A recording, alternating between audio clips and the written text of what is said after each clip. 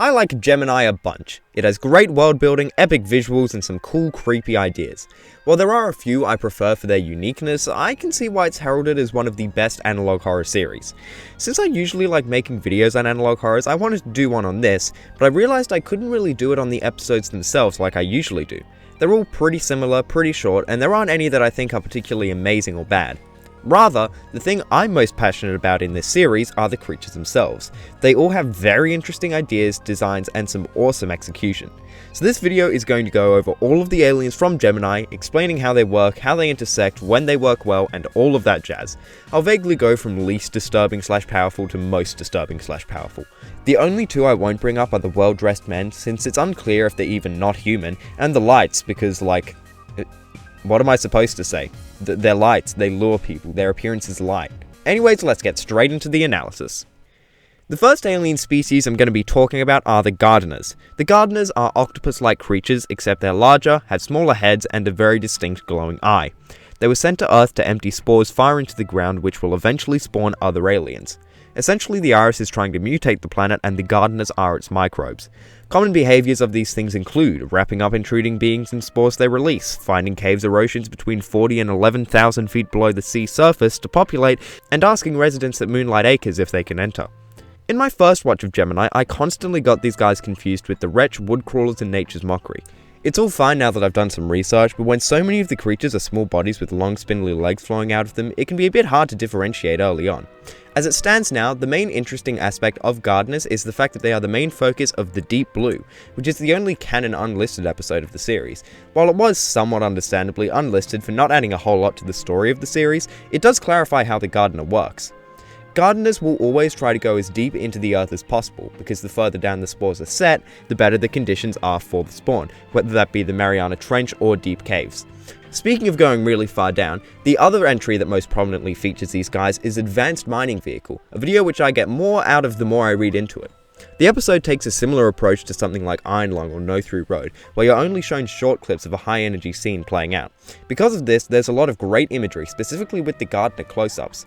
Now might be a good time to mention that I think Gemini has the most impressive monster effects out of any analog horror I've seen.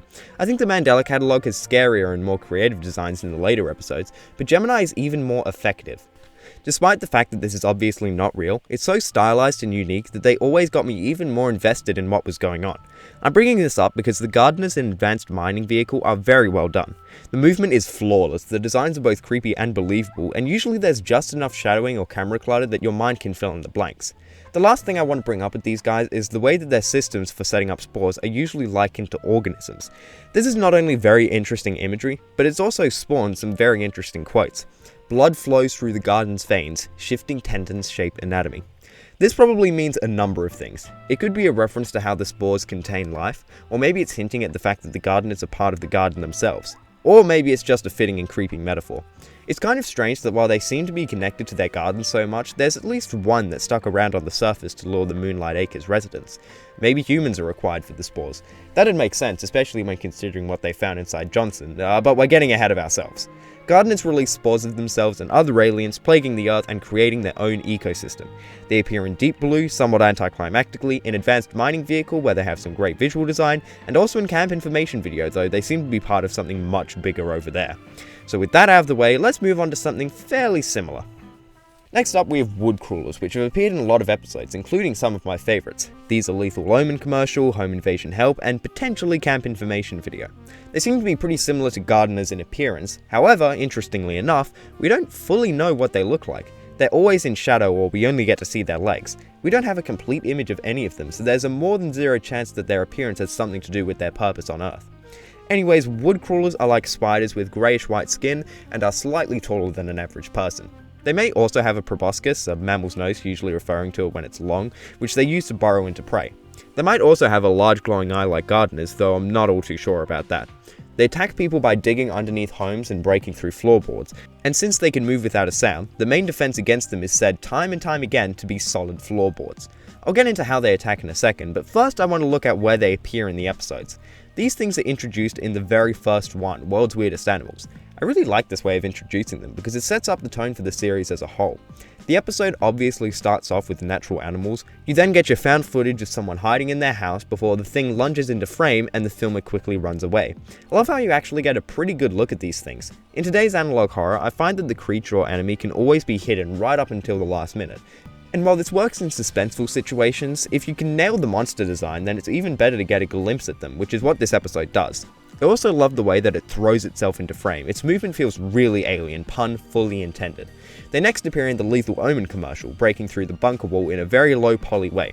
The Lethal Omen episode feels like a kind of recap that demonstrates how the previously mentioned aliens, locations, and technology intertwine, so this Woodcrawler inclusion is much welcomed. After this, they show up ever so briefly in Games for Kids where they capture a police car and we see it being pulled into the ground. It's really cool visually, especially since we can see what seems to be more than one of them. I also think that the sound design in not only this section but the whole episode is really impressive. Here, take a listen.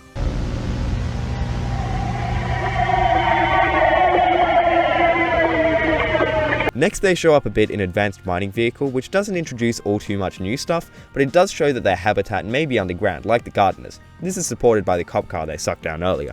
The next and final episode they appear in is also one of my favourites, Home Invasion Help. I really like this iteration of them.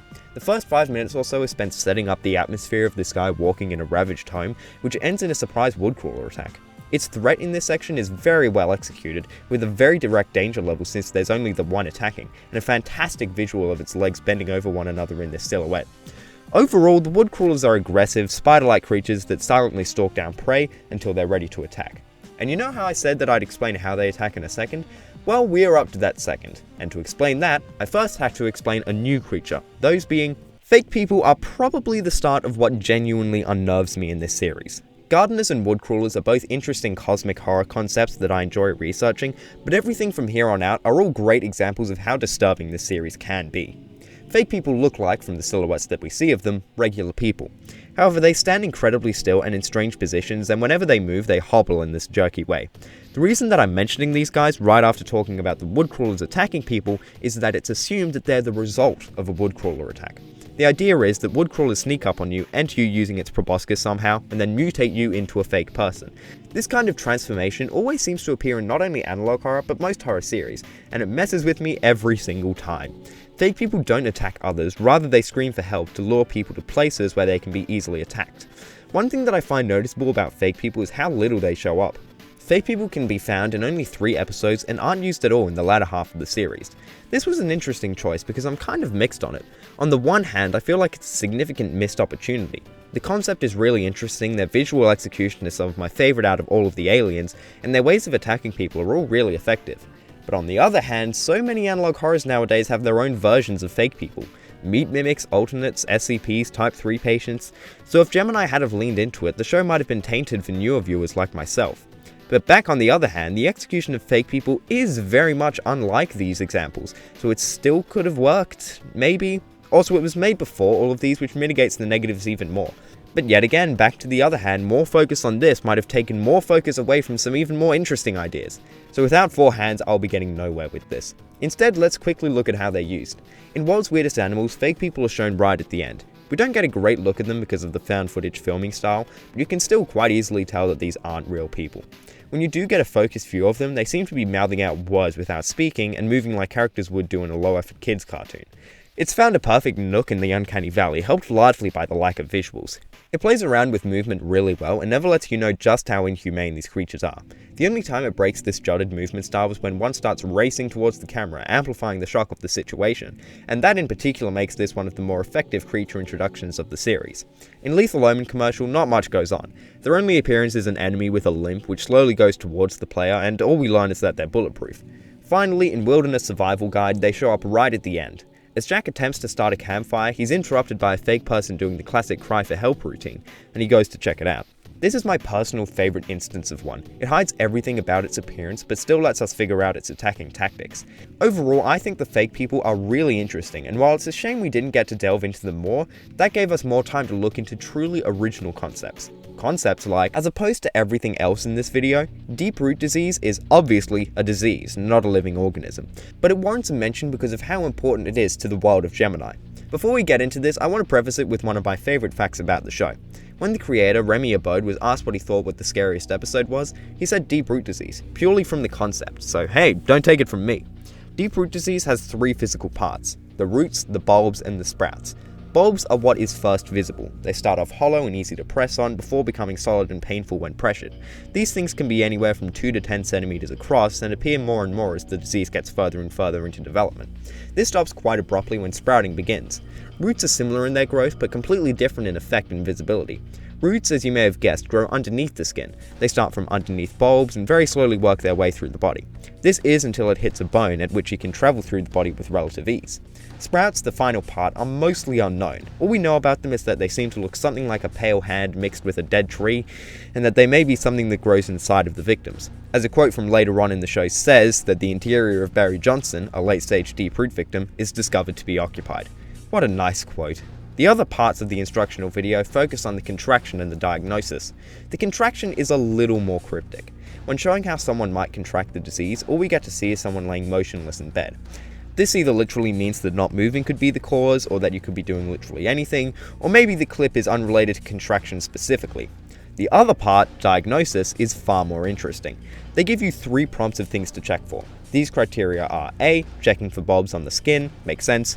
B. Note any erratic muscle spasms, which isn't out of this world but is still incredibly painful. And C. Notice any unrecognizable smells. This final one may be a clue as to what causes the disease. Maybe it's alien gases, other deep root patients. Next up on the criteria are things you ask the patients themselves. A. Can they remember their mother's name? Okay, so the disease messes up your memory, that's pretty awful. B. Have they stopped dreaming? This may be a good place to mention that the iris has a real thing with dreams. There was a dream tracking device that found some pretty weird things earlier on, and we see later on with the space probe that it has some connection to that at the core of the planet. So this probably means that this is yet another thing to get people on the side of the iris. But now we have C. Ask if they feel any new bones. So here's the weird thing about that phrase. This wasn't in the check section. They're not telling you to see if you can notice any new bones. This is a question, asking if the victim feels any new bones. What I'm assuming this means is that there aren't any new bones. The sensation of the deep root is enough to feel like there are. That is incredibly creative and horrific. I do not want to think about it at all ever again. And yet that's exactly what I'm going to do, because after all of this, the tape says that if the victim has responded positively to any 4 of these criteria, they've become something else. Overall, deep root disease is a very cool and horrific concept, but we're not quite done on the subject yet. Say, all of these aliens corrupting the world are well and truly making a mockery out of nature. Say that again? Anyways, before getting into that, let's take a short breather. What are Skinwalkers? They're mentioned once in the series in Camp Information video. For the record, this is probably my personal favourite episode, but when discussing the urban myths, they bring up these well-dressed men that would come to visit the camp administrator's desk every night for years. Once a deal was made with them, they disappeared, but reports began flooding about Skinwalker sightings. These well-dressed men appear in some other episodes, but mainly for Easter eggs. I didn't even really think about them until doing the research for this video. So while we can assume that they play an important role in the story, they aren't all too prevalent. The Skinwalkers, however, are much more interesting to me. Skinwalkers, the real-world urban legend, are witches that can possess or transform into animals, which doesn't really align with any of the aliens in the series. But the way that I can see it, you can make arguments for any one of these creatures being Skinwalkers. In the wiki, they list an alternate name for Woodcrawlers to be Skinwalkers, but when you actually get to the Skinwalker page, it says that we're not fully certain what they are, so there's a bit of conflicting information. So what clues do we have in the episode? Right after the Urban Myth segment, it goes on to a list of vessels who opened the door. When showing who entered, it gives an image of a gardener. So maybe the Skinwalker sightings are of gardeners trying to lure people outside. Or maybe it is Woodcrawlers. They definitely have a similar name, and are also commonly found around Moonlight Acres, though they mostly hide all the way up until before they attack. So sightings would be very rare. I've heard that fake people are another example, but I find that a little less likely. Maybe Skinwalkers are a completely separate entity, though if that's the case, we'd never actually see them affect the series in any way, so I reckon we can scratch out that possibility. If I were to make a guess, I think the gardeners are the most likely, considering that they can be seen more often and seem like the common kind of folklore creature. I think it's interesting how it's never confirmed, and the final verdict is left up to you as the viewer. It's one of the benefits of analog horror. Anyways, that's just something I thought was interesting. Now let's get into the real dark parts of the series. Nature's Mockery is introduced to us in the first episode as a dangerous plant to be avoided. It causes audio hallucinations, muscle paralysis, flesh decay, and body disfigurement. Their appearance is one of the most alien in the series. It's a strange reddish-brownish lump of something mixed between wood and flesh, all piling up on each other to a branch on the top. It also usually has arms or other limbs sticking out of it, as it's known to absorb other humans. They appear in World's Weirdest Animals, where their name is incorrectly used under footage of a Woodcrawler, Lethal Omen commercial, where it's one of the first glitches in the game, Wilderness Survival Guide is one of the animals to protect yourself from, and Shifting Tenders, which contains the most information about them. But back to the main point. You may be wondering how nature's mockery connects to the final stage of deep root disease, and in actuality, it is the final stage of deep root disease. Near the end of the series, it's revealed that nature's mockeries aren't aliens, but rather what deep root disease mutates people into being. The roots spread so fast through the body and the bulbs appear so commonly that eventually a victim's just kind of a lump of amazing analog horror imagery and therapy bills. Also, the people are still, to an extent, conscious at this point in the decay. The reveal of what these things are is the only real plot twist in the series in my eyes, and it's a great addition. There are, of course, other plot points and discoveries that are revealed late into the show, but they all fill in information. This twist flips the previous story on its head, and with something that gives as little information as analog horror, that's dang impressive. So how does it fare with its screen time? For the first 80% of the show, it's one of the weaker entities, and for the last 20%, perhaps the single most disturbing. In World's Weirdest Animals, we don't actually get footage of them. They're mentioned by name about halfway through, but as previously mentioned, the footage is not of nature's mockery, but rather of a woodcrawler attacking the filmer. In Lethal Omen commercial, we get our first look at these things. It's a strange mess of polygons and could easily be passed off as an error, but we do get a good look at it and its adopted face. In Wilderness Survival Guide, we get our best image of them. It lists off the side effects and helps viewers protect themselves against it, but surprisingly enough, there's no static or cuts at this point like there would be in most analog horrors, or hell, even other points in the show. I like this detail. It makes the threats feel less of a horrific, once-in-a-lifetime occurrence, and more like something that people now have to adapt to, because it is not leaving. We don't get much more content surrounding it for the rest of the series. That is until Shifting Tendons, another one of my personal favourites. In this one, we speak with Barry Johnson. We hear his name before in the series, but what you need to know about him here is that he was part of a large-scale alien attack. Back in 1985, a party was being held in Moonlight Acres, and out of the 10 to 15 people there, Barry was one of the 2 to actually make it out. Whereas everyone else in a way was absorbed into what attacked them, Barry was left with deep root disease. He immediately quarantined himself and let his colleagues do tests, evaluations, and research to gain more information on the disease. Shifting Tendons shows the last of these evaluations. The staff member, Davison, asks him some questions, and he responds with the same questions in a deep guttural tone, mimicking Davison. A bit later it roars, Barry's eyes light up, and you get the best quote from the series. Don't deny it, you know it's true. Okay, so I have a lot of things to talk about with this episode.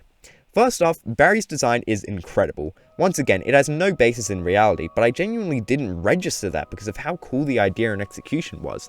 I was fully engrossed in what was going on despite Barry not particularly looking like a real creature, because the series leans so far into the artistry that it comes out the other side as something truly horrifying.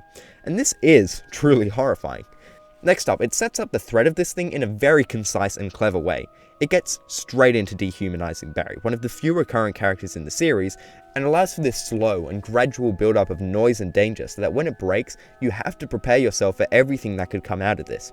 Not to mention how effective the line at the end is. Yeah, I'm bringing it up again. What a perfectly evasive and unanswering way of phrasing that kind of idea. This type of threat build-up makes it so the literal force to be afraid of is clear, but it still doesn't give anything away as to how powerful it truly is. Finally, this is what really clues us into what deep root disease is here for. Gemini once again hitting the nail on the head with its well thought out world building. As I'm sure you were able to glean, deep root disease isn't just an unfortunate side effect of the aliens, it's one of the ways that they're mutating the planet, through the people that live on it. It's another really cool twist because it adds to the horror of the situation, but it first and foremost makes sense within the context of the story. We never actually get closure on what was growing inside Barry Johnson. It could be a creature we already know about, it could be something else entirely, who's to say? But I'm honestly alright if we don't get anything new about this plotline because it has served its purpose really well. Bring a really disturbing body horror aspect to the series. I love the deep root disease plotline, I like it more and more as time goes on. But I reckon I've yapped on enough about it now and can get into... The Wretch is one of the most interesting creatures in analog horror to me, because it is one of the few examples of a primary antagonist that's not what's causing everything to go wrong. Mandela Catalog has Gabriel, Local 58 has the Moon, but while this series has an antagonist in the Iris, the Wretch is what I'd call a good old-fashioned force of nature villain. The Wretch is not an alien from the Iris, but rather a bear at Moonlight Acres that is mutated. The lore of this thing is that the presumed founder of Moonlight Acres, Glen Arthur, was approached by these well-dressed men which we can assume represented the Iris. In order to get them to leave, Arthur took up a deal where he'd have to offer up human sacrifices to the Iris. He does this for years until he decides that he wants out and offers them a dead bear instead, perhaps as a way of trying to lower the bar without the Iris noticing. But oh boy did it notice a lot. In order to punish Moonlight Acres, it turned the bear into a mutated, wretched thing which proceeded to absorb Arthur, Mary, Beau, and many other campgoers. The creature is gargantuan, estimated to be the size of 2 standard telephone poles, with reddish, sinewy skin. It has many of the same properties as someone in the late stages of deep root disease, essentially. Each of its 4 legs is skeletal with human-like hands, which is commonly seen in the silhouettes we get of it. It's known to attack patrons like the other entities, but not to help populate the planet. It more so absorbs its victims just to sustain itself. It appears in Camp Information Video, Wilderness Survival Guide, Christmas Eve Party, Wretched Hands, and Old Bones, and it takes a significant part in most of them. We can ignore Wilderness Survival Guide, which shows an infographic on the original brown bear turning into one and no other appearances, but everything else is much more interesting. Camp Information Video is one of the main insights we get into what the patrons are experiencing at Moonlight Acres. It goes over the more generic activities before alluding to what's actually happening. People being killed by the creatures after answering a knock at the door. This most likely means that the Iris still needs human sacrifices, but since it doesn't have someone on Earth to follow its commands, it just had to do it itself. We get to see a fair bit of the Wretch in this episode, including photographs, its legs moving in one of my favourite shots in the entire series, and its snout peeking through someone's window. Its presence and mythical status that's felt more and more as it goes on is really what makes this video my favourite in the series. It's interesting to see how the Gardeners are seemingly teaming up with the Wretch to lure people out, as I mentioned in their segment. Anyways, Christmas Eve Party is one of the most lore-relevant episodes in the series. It's the Wretch's most prominent attack, it's what leads to Barry's condition, it's what kills Beau and Mary, it's the centerpiece of basically all of our knowledge of what's going on. In this episode, a collection of Moonlight Acres residents are holding a party on Christmas Eve, I know, crazy, when they're interrupted by Mary's voice coming from outside, asking to be let in. This is coming from the Wretch, who's mimicking her. No one lets it in since they know that something's wrong, so it destroys the house and kills all but 2 people. Barry, who we can assume died later, and Jack. Other than this absolutely awesome visual of the Wretch's hand on the roof, Christmas Eve Party isn't too insane of an episode, though it's a really important one to include. This is also yet another episode where the Wretch is for all intents and purposes the only driving threat. Finally, the last episode that we need to cover is Wretched Hands. This is the one where we see Glen Arthur's letters to his friend Curtis asking him to come down and explaining how he's going to outsmart the Iris. In his next letter we see how much he didn't outsmart it. After this we get a really freaky sequence where we get a bunch of different images of the Wretch, and we can see the victims of the Christmas Eve attack outlined in them. There's a bit of text at the start and end explaining what's going on, but the majority of the episode is seeing all of these people that the Wretch just kind of absorbed. It's also a great way of showing the appearance of the Wretch without cluing you into the size or even shape of it really. Ultimately, the reason that the Wretch is the most interesting thing we've covered in this video for me is what I said at the beginning. It's a primary antagonist of an analog horror series where it isn't really controlling the alien enemies or a higher power. It's just like all of the other entities, but multiple times more powerful and inhuman. The way it's presented as a creature that you hardly ever get to see, with full episodes dedicated to it and literally having a darker color scheme whenever it's involved, makes it one of the most well-executed threats that I've seen in analog horror, especially when you consider its relative lack of screen time. But that leads us to one final stop on this journey. But what could be more significant than all of the kinds of aliens present throughout all of the series? Well, how about the Iris is every bad thing that is going on in Gemini Home Entertainment. It's where all of the aliens come from, it's the only one that wants the Earth mutated, and without it, the series would not exist. The Iris is a planet which seemingly had all of the aliens on it, but I'm including it in this video about the creatures themselves because the Iris is sentient and organic. It can communicate, it makes decisions, and we can see the organs that power it in the last episode of the series. It's in a very large amount of videos, 5 to be exact, and its presence is obviously felt throughout the entire series. The planet looks similar to an eye, with a black circle and everything else being a reddish brown. It changes size a bit, though it's originally mentioned to be larger than Venus and smaller than Neptune. Our solar system is the video that introduces us to the concept of the Iris, the idea that Saturn's rings are a gateway, Jupiter's red spot is an open wound, and the fact that it's already mutated Neptune. It's safe to assume from all of this that the Iris is targeting the solar system as a whole, not just Earth. Also, it's mentioned that the Iris is laughing at us. That isn't at all lore relevant, it's just kind of interesting, I think. Lethal Omen commercial doesn't add all too much, except solidifying the idea that the Iris is watching over Earth and is behind all of the stuff that's going on. It's also really similar to Majora's Mask. Sleep Image Visualizer, which has one of the most liminal images I've ever seen, teases it right before the dream images show up, and it also shows up in Joseph Allen's dreams. As mentioned before, it's commonly noted in this series about how these creatures affect you while you're sleeping, which sucks for Joseph Allen since he is almost definitely not waking up. Monthly Progress Report reveals a lot of interesting yet cryptic information. First off, this is the introduction to the Iris actually speaking with us. The people who designed it, some guys at Regnad Computing, had to use a deep-root disease computer, but the messages come through pretty clearly. It essentially sends an omen for the futility of Harbinger tech and the kinds of things people are seeing, a kind of lethal omen, if you will. Say that again. And when prompted about Jack, it says that Jack is with them now 4 times, and then Jack is us. There are a bunch of implications here. It talks about Mary seeing the gateway die, possibly referring to Saturn's rings. It talks about ones being eaten whole, like the people in Dream Visualizer. Harbinger guarding in vain is a reference to Harbinger Technologies, who tries to keep people safe from the creatures and whatnot, something the Iris clearly knows of by this point. By the way, the naming in this series is the main thing that makes you remember, oh right, this is just a passion project. Because we got Harbinger, which is literally just someone who warns something dangerous coming, Regnad Computing, which is danger spelled backward, and even the game Lethal Omen. Anyways, besides the point, all of these episodes pale in comparison to Crusader Probe Mission, which has by far the most information on the Iris. It's funny how both Local 58 and Gemini have one of their final episodes be about sending a rocket to the evil celestial body to figure out what's wrong with it. Unlike Close though, Crusader Probe Mission is actually a watchable video. Crusader Probe is a really weird one, and I still don't completely know what to make of it, but I'll see what I can do. These scientists are sending a Crusader to the Iris to take pictures and hopefully provide more insight into it. On its way there, we can see Saturn's rings are way thinner, Neptune is just completely missing, and many other solar objects have been fused together. We also see some of the Iris's moons, most with very many tendrils, one looking like meat, and all of them with rancid sounding names. I mean, cyst, vitreous, umbilic. I get that they're eye components, but still. Anyways, the probe is eventually pulled in by the Iris's gravity. This is where its organic nature becomes all the more apparent.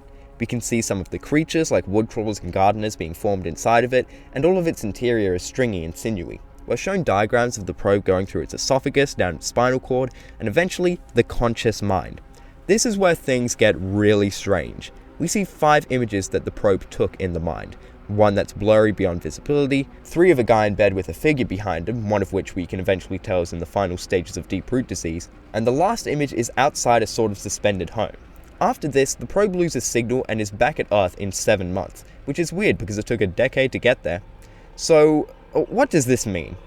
I don't know, it's weird. Maybe the Iris is consciously projecting these images to the probe, maybe there is really just a guy in the Iris's brain, maybe the probe was able to visualize the synapses in its brain and it's seeing the dreams of others. All I can really add is that the Iris sending the probe back to Earth to show them that it doesn't care about the intel they're getting is one hell of a power move. The Iris is kind of the only character with personality in this series, that being of extreme arrogance, which is kinda funny.